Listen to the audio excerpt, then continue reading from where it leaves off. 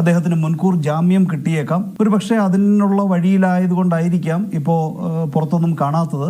FIR register ചെയ്യപ്പെട്ട് അന്വേഷിക്കപ്പെട്ട് final report ഇതിനകത്ത് വസ്തുതകളാണ് കണ്ടെത്തുന്നത് എന്നതുകൊണ്ട് തന്നെ ഒരു കോടതിയും ഇത്തരത്തിൽ ബലാത്സംഗ ആരോപണം ഉന്നയിക്കപ്പെട്ടിരിക്കുന്ന ഒരു പരാതിയുമായി ബന്ധപ്പെട്ട് FIR ക്വാഷ് ചെയ്യുകയില്ല. ഫൈനൽ റിപ്പോർട്ട് അവിടെ സമർപ്പിക്കേണ്ടതായിട്ട് വരും.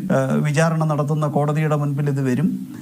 പിന്നീട് വസ്തുതകളുടെ അടിസ്ഥാനത്തിൽ വിചാരണയുടെ അടിസ്ഥാനത്തിലാണ് ഒരു വ്യക്തി കുറ്റവാളിയാണോ എന്ന് കണ്ടെത്തേണ്ടതായിട്ടുള്ളത്. ഇവിടെ ബെയില് ജാമ്യം കിട്ടുമെന്ന് പറഞ്ഞത് ഇതിപ്പം FIR ലോഡ്ജ് ചെയ്യുന്നതിനുണ്ടായ ഡിലേ എന്നൊക്കെ തന്നെ അത് വളരെ ഗൗരവകരമായിട്ട് കോടതി കാണുമെന്നുള്ളത് കൊണ്ട് തന്നെ മുൻകൂർ ജാമ്യം കിട്ടുവാനുള്ള സാധ്യത പ്രകടമാണ്.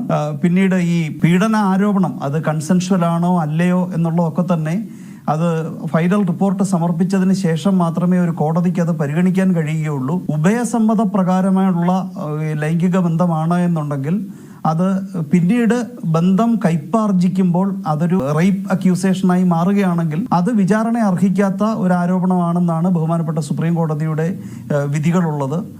ഒന്നിലധികം വിധികൾ അതിലേക്ക് നമുക്ക് ചൂണ്ടിക്കാട്ടുവാൻ കഴിയും.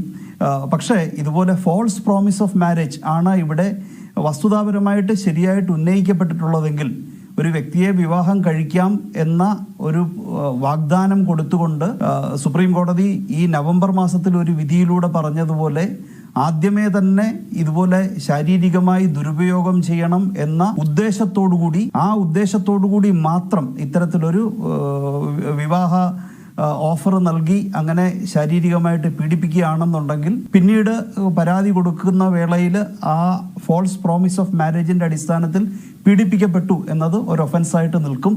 പക്ഷേ നേരത്തെ സൂചിപ്പിച്ചതുപോലെ ബന്ധം പിന്നീട് കൈപ്പാർജിക്കുന്ന സമയത്ത് അത് നിലനിൽക്കുകയില്ല എന്ന് ബോധ്യമാകുന്ന സമയത്ത് ഒരു കാലത്ത് സന്തോഷത്തോടുകൂടി സ്വമനസാലെ അത്തരത്തിലൊരു ബന്ധത്തിൽ ഏർപ്പെട്ടതിൻ്റെ അടിസ്ഥാനത്തിൽ റേപ്പിൻ്റെ അക്യൂസേഷൻ അവിടെ നിയമപരമായിട്ട് നിലനിൽക്കില്ല.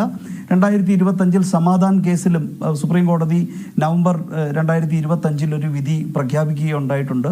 പിന്നെ അതുപോലെ തന്നെ ഫോൾസ് മാരേജ് ആ ഒരു പ്രോമിസ് എന്ന് പറയുമ്പോൾ അതിനകത്ത് പരിഗണിക്കപ്പെടേണ്ടതായിട്ടുള്ള ഒരു വിഷയം കൂടെ ഉള്ളത് ആ വ്യക്തി വിവാഹിതയാണോ അല്ലയോ എന്നുള്ളതാണ്.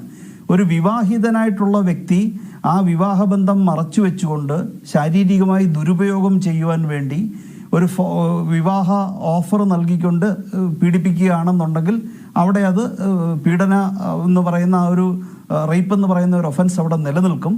അതുപോലെ തന്നെ ഇരയായി മാറിയ വ്യക്തി വിവാഹിതയാണ് എന്നുണ്ടെങ്കിൽ വിവാഹിതയാണ് ഒരു നിയമപരമായിട്ടുള്ള ഒരു ബന്ധത്തിൽ നിലനിൽക്കുന്ന സമയത്താണ് ഇത്തരത്തിൽ ഒരു ബന്ധത്തിൽ ഏർപ്പെടുന്നതെങ്കിൽ അവർക്ക് അത്തരത്തിലൊരു ആരോപണം ഉന്നയിക്കുവാൻ കഴിയുകയില്ല.